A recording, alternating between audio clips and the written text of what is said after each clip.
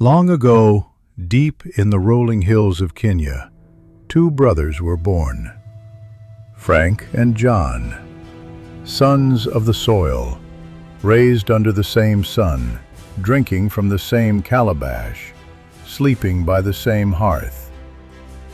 They chased goats by day and stories by firelight, one mighty and silent, Frank, the other sharp-eyed and smooth with words, John.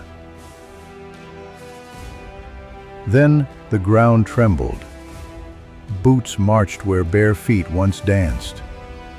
The colonialists came, with their laws, their guns, their silver-coated lies. And choices had to be made. Frank, heart blazing, vanished into the forest, a Mau Mau, a freedom fighter. John stayed behind, smiling at the table of the white man. He traded the drumbeat of the hills for the ticking of the colonial clock.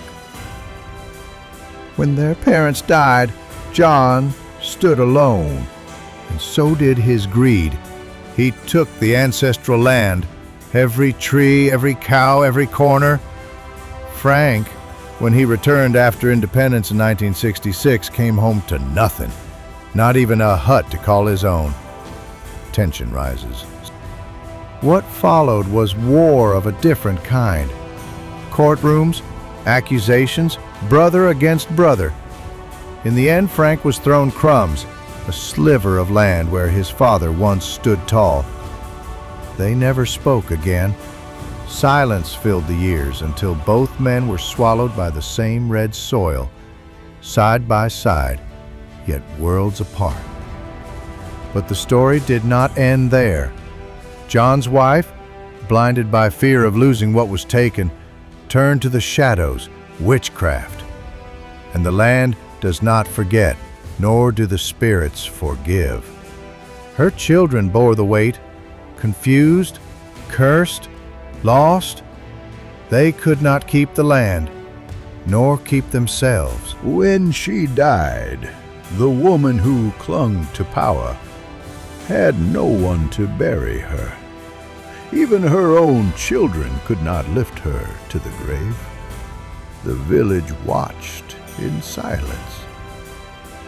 Then came Frank's children, not with fists, not with revenge, but with firewood, water, and dignity. They buried her, not because they had to, but because it was right.